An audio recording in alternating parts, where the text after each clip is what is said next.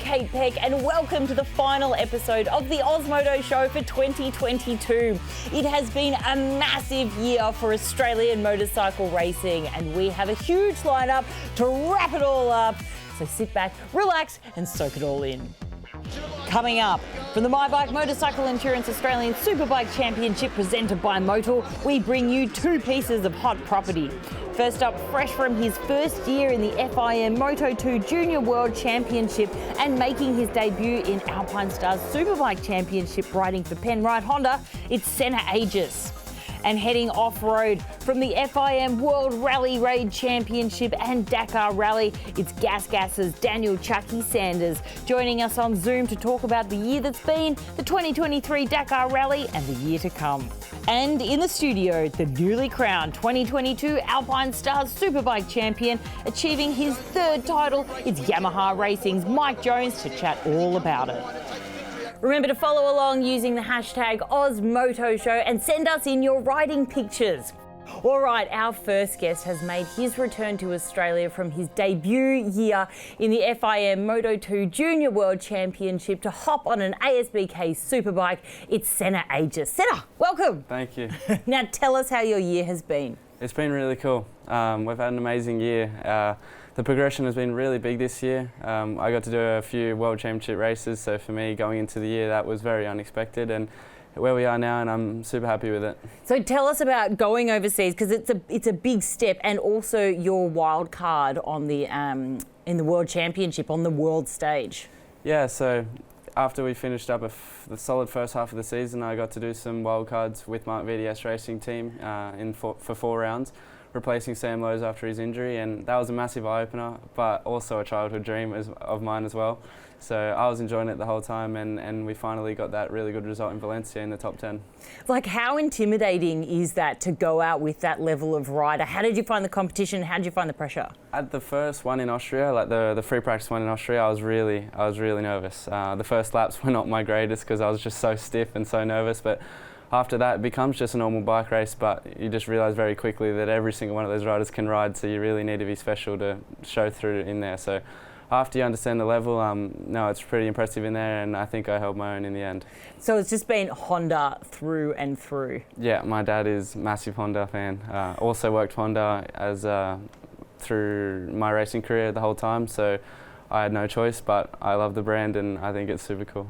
And someone we see in a lot of photos with you is motorcycle coach and racer Stephanie Redmond. What role does she play in your team? So she's my rider coach and she just, follows me. So we live together in Europe and she helps me with all my training, and we get to do a lot of physical training together, which is always fun to have someone there with you and to talk about the race weeks, and just comes with me wherever I am. So she come with me to ride on the Superbike while we're here too, and then over in Europe as well as come to the World Championship just as a rider coach. And for me it's very beneficial, and it's someone the rider can just speak to about little problems that maybe you can't with a team, but with the right team atmosphere, you can all gel into one, but it's just someone personal there to talk about things. Yeah, so she's vital to your success. I think she's vital, and it's something that in Europe it's not uncommon to have.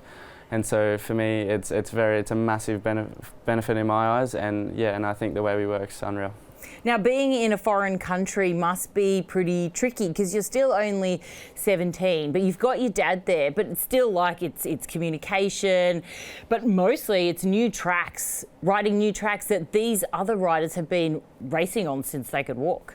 Yeah, the culture over there is different, but you get used to it quite quickly. It's not really the big deal, but understanding the level of the guys on tracks that you don't really know, and that they grew up on them, so you can't use it as an excuse, but it's always in the back of your mind that you're always on the back foot. But the sooner you can figure it out and understand and learn off what they're doing is really important just to learn how they're doing it, and yeah. For the final 2 rounds of the Australian Superbike Championship, how did it come about that you joined the Penrite Honda crew on a Fireblade 1000cc as opposed to being on a 600?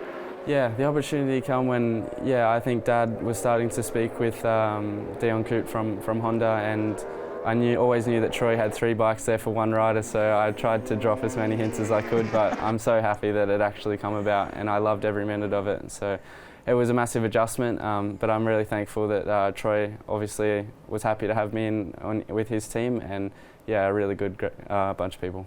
And how was the adjustment? Because like Joel Kelso said that it was crazy going from a 70 kilo bike in a Moto 3 to a 180 kilo bike, and there was talk of the horsepower and the tyres. What was trickiest for you? It wasn't easy at all. The bike is very fast and quite heavy, and the two circuits that I raced at are very quite fast, and one's really technical. So Phillip Island, the first time on a superbike, was like speeds I've never ever reached before. The hardest part was really the engine and the power and the chassis. Really, it's a lot bigger, a lot more, say, like a chunky feeling, and the competition is very tough. So it was a massive adjustment. And the weather as well. Like, we saw everything.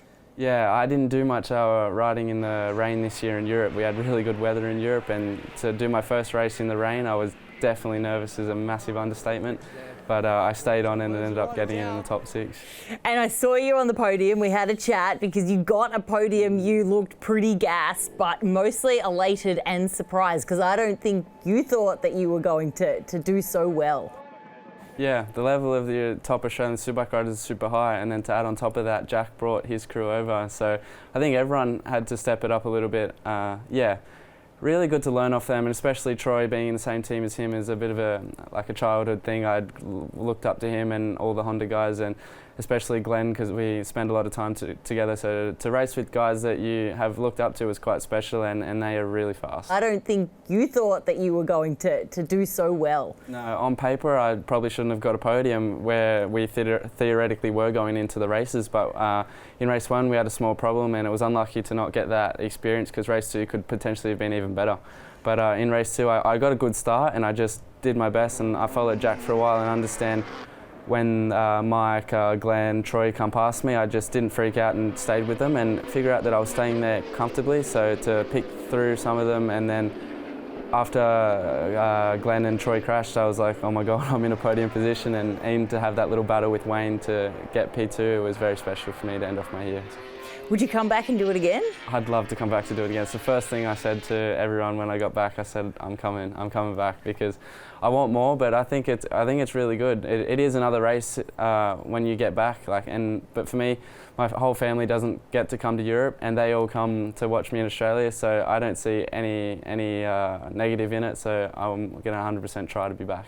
And the Australian Superbike Championship, how does it compare to other championships that you've raced overseas? I think the Australian Superbike Championship is really healthy at the moment. I think the level is still really high in the Australian Superbike Championship, and even the way ASBK are doing it. It's really good. For me, it was super tough, in my opinion, to just be there. Even to get there in the last race, I still had to push hard for it. But even like when Jack brings his guys over, they still have to work for it. For me, I don't think they have a step ahead. And as you could see, Jack had to fight really hard in the race as well, and so did I. So no, I think it's all in the right hands. Thank you so much for joining us, Senna, and we wish you the best of luck next year. Thanks for having me. All right, don't you go anywhere, because coming up after this break, we've got Gasgas's Daniel Sanders and Yamaha Racing's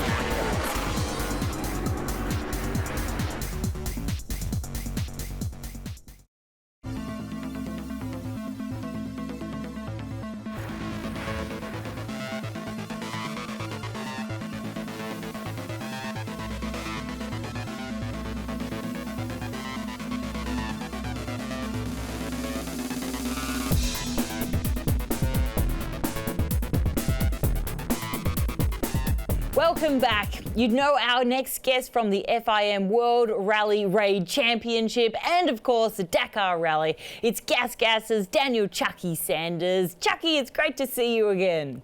Woo!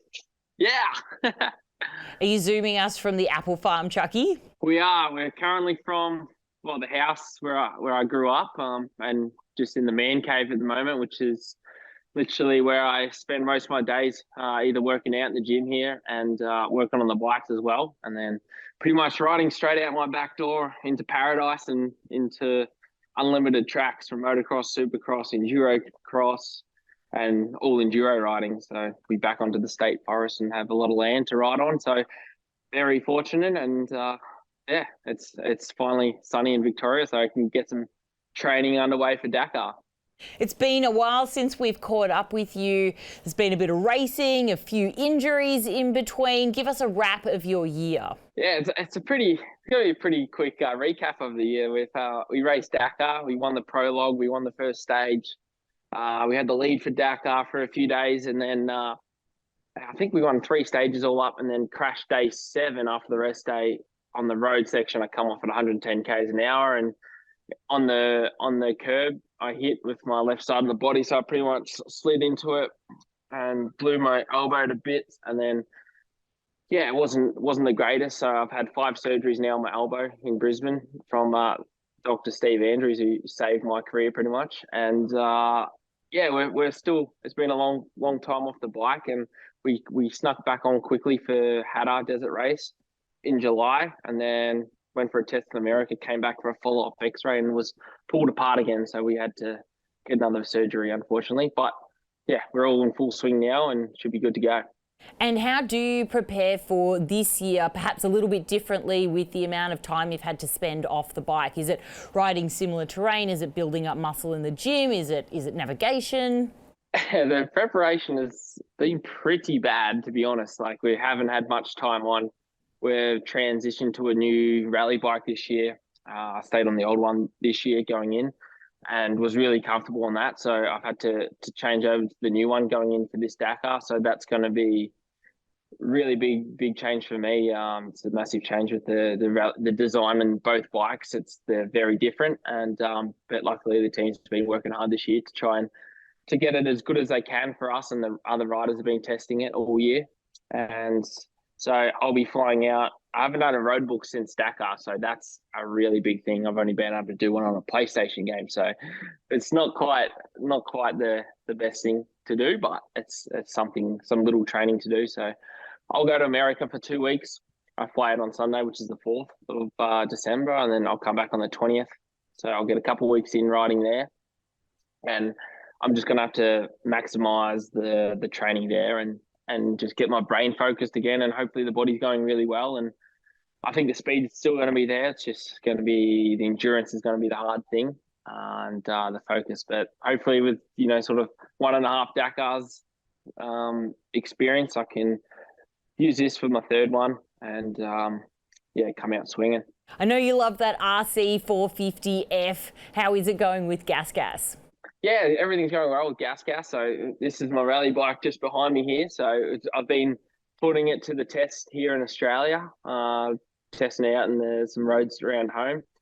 And it's been going good. And Gas have been, fully supporting me from, the big group in Austria. They've been a part of my family pretty much for many years now. And yeah, it's just been really good fun, and to stay loyal to a company and brand like that's really cool. And especially with Gas, they're sort of new to the motorsports racing side, and they're just building this new fun sort of brand around and us, and it's just good. I get to be a part of it. And you recently hung out with Dakar Rally winner Matthias Wöchner in Austria. What did you guys get up to? Oh, it was pretty funny. So me and Wöchner, we hung out in Austria for a few weeks training. We flew over for Morocco, do our photo shoot with the new team. All new bike designs, all that stuff, and all the fancy gear. So that was cool. And then the Morocco rally was on. So myself and Wöchner still were injured. We sort of at the same, I guess, time frame in our injury. We were like a month and a half off from riding. So we did some rehab at the Red Bull Center in Austria at the APC, which is really cool. And yeah, we just hung out and stayed at his house and talked smack, and got to train with each other and push each other along as we were missing out on a race, which is not what we want to be doing. So it was really, really fun just to go hang out with him. I hadn't seen him since the race in Dakar, and we get on really well. So yeah, it was just good fun over there, good times in Austria, and got out of the shocking weather back here in Victoria. And what's the plan for 2023 after the Dakar Rally? So after Dakar 2023, we'll be back home in Australia. I think the calendar is 1 month off, and then we'll be racing in Abu Dhabi for the 2nd round of the World Rally Championship. We'll then do another round in America. So I think there's 5 rounds all up for the series, and then planning to do Finke and Hattah Desert Races. I always hope to do some races back home in Australia, but whether I can squeeze them into the calendar or not, it's all out of my control. I'd like to, and I hope to be injury free and fit and healthy. And sure, I'll be lining up at some sort of races. I wouldn't mind doing a Pro MX race somewhere, maybe the opening round. I want to sneak over to America and do some training over there again, and maybe sneak in a race or two over there. So I don't want to get my hopes up, but definitely going to try and push for a big year, especially after such a pretty boring year on the couch back home here in Australia. But it's been good to hang out with the family, but I'm here to race and I love it. So I'm going to try and do as much as I can next year. Thanks so much for chatting, Chucky. Thanks, Kate. Cheers for having me. And good luck at the Dakar Rally. We will be watching on SBS come early January. And while we're talking about off-road, I thought I'd take this opportunity to congratulate all of our 2022 Yamaha Australian Off-Road Championship winners. In EJ, Riley McGilvray. In EW, Jess Gardner. In E1, Kyron Bacon. E2, Josh Green. And in E3, Andy Wilkes. And a huge congratulations to our champions in the Penrite Pro MX Championship presented by AMX Superstores. In MXW, Charlie Cannon. MX3, Caden Minier. MX2, Wilson Todd. And in MX1, Aaron Tanti. Stay with us. We'll be back with the 2022 Alpine Stars Superbike champion, Yamaha Racing's Mike Jones.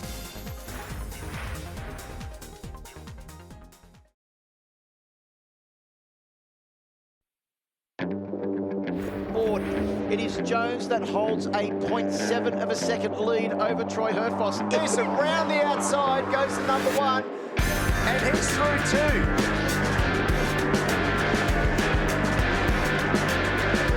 Caught up Mike Jones has ridden his motorcycle to a race win in the final race for Alpine Stars Superbike. Senna Agius crossed.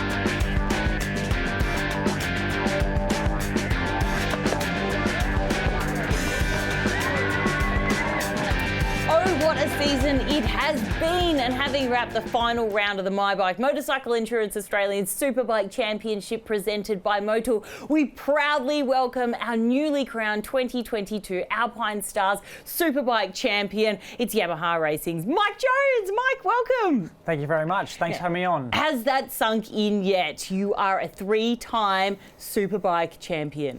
Yeah, look, all the emotions from the race weekend finally settling in, and realising that I am a three-time Australian Superbike champion. It's certainly quite an emotional feeling and sensation. Because I feel like in the second race, you really allowed yourself to enjoy it a little bit more. Definitely. I mean, the first race was...